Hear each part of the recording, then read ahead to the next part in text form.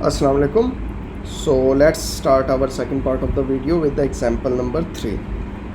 So example number 3 also a block diagram is given and we have to write the functional equations from this block diagram. So let's start from our first step, that is we should know that how many gates are there and which are these gates. So from this block diagram you can see that there are 3 gates. And what are these gates? We should write in this. We have one OR gate,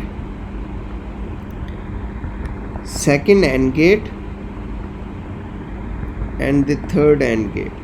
So we have one OR gate and 2 AND gates.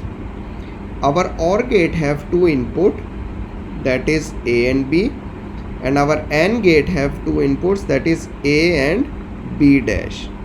While our third AND gate have 2 inputs, the first input will be the output of OR gate and the second input will be the output of AND gate. So let's start with the OR gate. The first input is A, the second input is B. The work of OR gate is to give the sum of the inputs. So first input is A plus second input is B. So this is the output for OR gate. Now come to the AND gate. First input is, because AND gate will give you the product, so it will be A into B dash. Now we have output of this OR gate, which is the input for this AND gate, and we also have output of this AND gate, which is the input for this second AND gate. AND gate gives the product.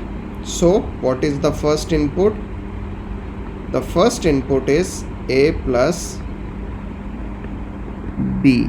A plus B. And because AND gate give the product, so the second will be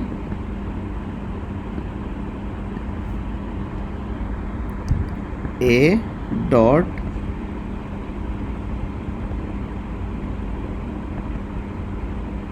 B dash. So this is our final functional equation. How? Let's do. We were having 3 gates, OR gate and 2 AND gates.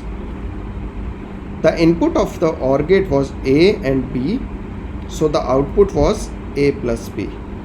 The first AND gate input was A and B dash, so the output was A into B dash.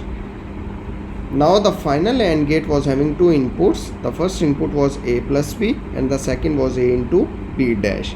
The output was A plus B into A into B dash. So this was the final equation. So from these 3 examples, I think now you have a clear understanding of how you can write a functional equation by using the block diagram.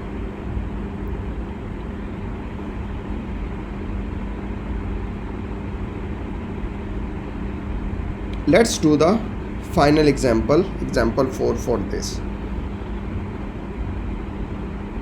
How many gates are given there? Because now we know everything, we will do it fast.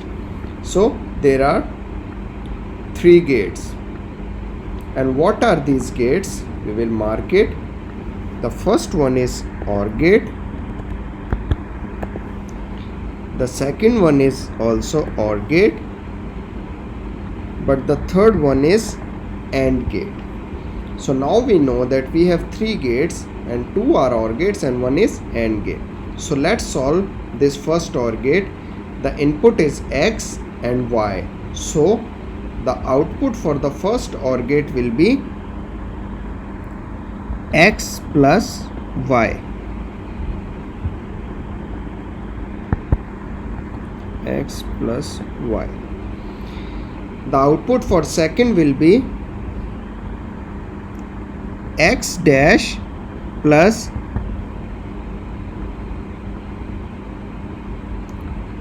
z, because the work of the OR gate is to give the sum, so x dash plus z. Now we have two outputs, and these two outputs are the inputs for the last AND gate. So the first input is x plus y and the second is x dash plus z. So what will be the output for this? Because the AND gate will always give the product of both inputs. So what is the first input? The first input is x plus y, and the product of second input, that is x dash plus z. So this is our final equation, that is x plus y into x dash plus z. So this is how we solve the block diagram and write the functional equation by using block diagram. Now this is the practice example for you. You have to do practice for this, and still if you have any issue by solving this block diagram or making equation, I think before asking, first you have to try your best, and everyone you should solve this by yourself, and in next lecture I will provide you the solution for this. Then you can check whether you did it in a right way or a wrong way. But before that you have to try it by yourself and keep it with you. Now let's start the second part of our lecture, that is draw block diagram using function equation. In first part we did write the function equation by looking at or by having block diagram, but in this function equation will be given and we have to draw the block diagram. So this we will do in our third part of the video.